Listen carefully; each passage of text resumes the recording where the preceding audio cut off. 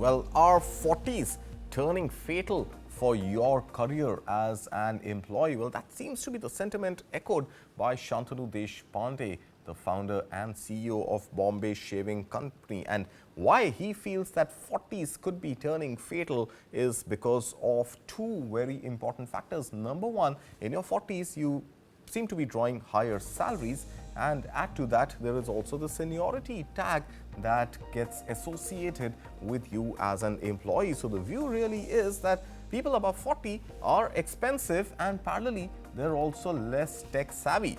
Now, if you are in your 40s, there are chances that your career, which is looking at fertility, could involve not just your own fertility, but also that of your dreams and perhaps the well-being of your family. Because in your 40s is when your kids are in higher classes or perhaps entering college. You've got EMIs to pay for your dream cars and dream houses that you've bought. And then, of course, there are chances that you've also got elderly parents which you need to support. And once all these expenses kick in, chances are that you wouldn't have enough savings in your bank account. So what is this 40 over 40 problem, or the 40-40 problem?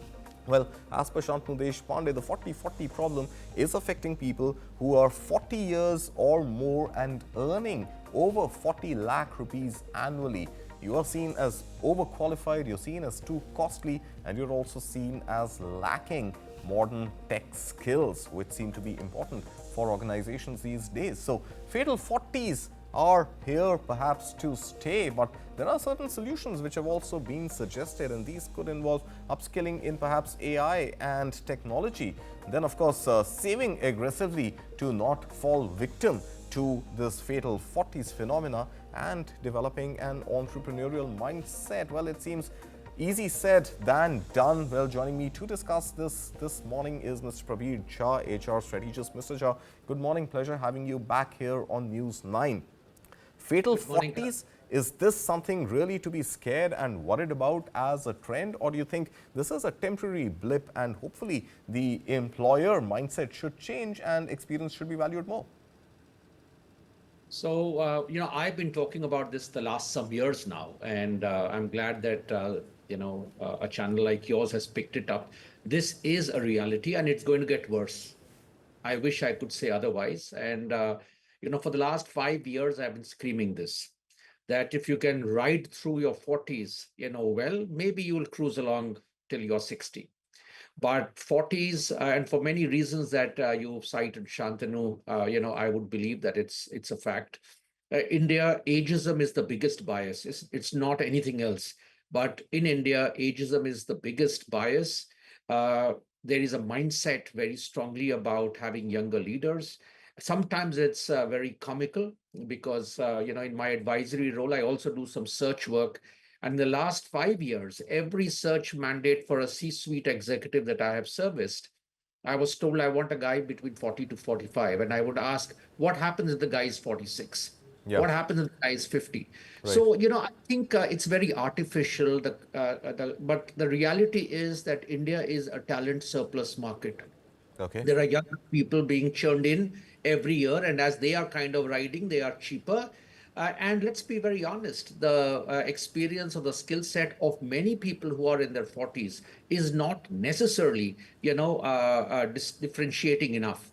So unless you reinvent your career, your thinking, your leadership, apart from exposure to technology and stuff that you've already flashed, I think it is going to be a very, very difficult, 40s for most people who are wanting to build long-term careers. All right, Mr. Shah. So is cost the only problem? Because, one also tends to understand that overqualification of a job, over experience for a job also becomes a hindrance. Well, can overqualification and over experience ever be a problem? Or are these just better words that employers are using to not sound ageist and say, hey, you're too expensive and you're too old, we don't want you? Well, the answer is in two halves, but there is no denying that there has been historically a bias for higher education and higher experience. For someone like me in my own executive experience, I've had experiences of asking people, what does the job really need? And the job does not always need an MBA, does not always need a BTech degree, does not always need a CA. And there is a case which I've written about for many years that you can go down the education value chain. So A, that is one. Second is experience in number of years. I don't think is the answer, Okay. because beyond a point in time, it's the same job done 5 more years, 10 more years, 15 more years. And individual employees have also preferred to be riding these crutches, assuming that I've got 20 years experience, 25 years experience, 30 years experience. It doesn't make any difference to the quality of the job. Okay. Sometimes, I'm not saying Okay. at all times, because there are some brilliant people, and that's why the ageism bias that I've called out, and therefore wrong calls also that companies make. Right. But individuals do not prepare themselves to be smarter, sharper, different. What do you bring to the table for the job that you do? Right. And I'll add just one last perspective. Even if you look at organization design, and I see this with many of my client companies, they are not fit for purpose for today's times. They are highly overly hierarchical, too many levels, too many layers. So, typically a guy in the mid 40s gets typically stuck in the mid management, Right. right? Unless he or she has broken into the top leadership. And that's where, a lot of the effect of the fat, lot of the inertia, low agility starts building up, and therefore Right. silos and territorialism. So it is actually an organizational problem also. I won't deny it. And Sure. because companies do not invest enough in preparing people for different stages in their career, it is left to the individual to prepare and decide. And unfortunately, in India particularly, I do not see awareness about career design. There is still a talk about career planning, which in my view is dead. So I do a lot of work in designing careers, because you cannot plan for 30 years or 35 years of your career anymore. Got it. That is absolutely dead. Right. So, Mr. Jha, I think what everybody watching this show wants to know, and especially those who are in their 40s, I'm one of them. The question is, what does one do? What are the solutions? We know the problem is there. We know the mindset is there. But I think just saying that train yourself on AI or get more tech savvy or become an entrepreneur seems to be, easier said than done. So, what are the solutions really? How do you break this mindset and how do you make yourself relevant as you progress in your career and hope to continue progressing in your career? So I will, Karthik, give three or four top of the mind, suggestions. One is always take a pause every year, maybe 3 days, 2 days, whatever. The challenge of people in their 30s or 40s is they have been on the treadmill. No one has paused to reflect, are you running on the right lane, and are you running smart enough? Or are you just running, or are you just walking? So first is learn to pause. Ask yourself, why would you actually go 2 levels higher? Forget the emotions around loyalty or tenure, etc. I mean, just 5 more years and you'll go 2 levels higher. Why? And therefore, this is the first thing that people should do. Pause, look at yourself in the mirror, take an honest talk to people who can help you. Work with a coach. I know of people who have connected with me in their mid 40s to help coach them. So one is that first pause. Ask yourself the tough question: which way is the world going? Okay. Second, 40s is also your midlife issue. So there's a Right. life space issue and a career space issue. Right. You cannot look at career in isolation of your life, right? So where do you want to seek your fulfillment? Often people like to do the same job, same line, same function for the next 20 years. It's not going to happen. Right. So start getting comfortable with trapeze movements.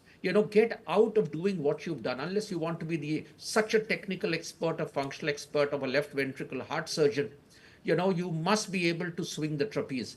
The discomfort to get out of your comfort zone is very palpable. You have to fight that. So that's the second thing. Okay. Change your function, change your industry, change your role, change your city. You can't have the cake and eat it too, All right? right. With all the other problems. So that's the second part. There are choices to be made, and you must. People expect that rose petals will be shard and careers made. That's not going to happen. So that's the second thing.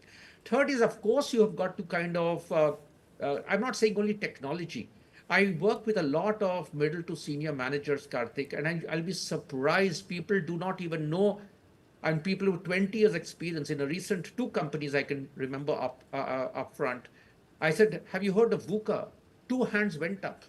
Oh They my God. don't read. They are not even aware of what's happening. How many of people follow business channels or business papers? Right. There is interest in reading beyond learning only on the job. And learning on the job beyond a point is diminishing marginal return.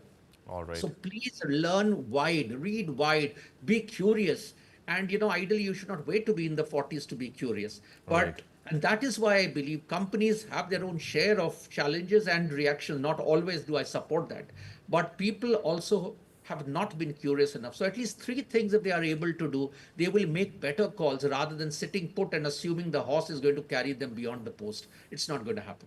All right, Mr. Prabir Shah, we will leave it at that. Become a trapeze artist is the word coming in. Get out of your comfort zone. Perhaps read more and stay more updated and abreast with what is happening in the world.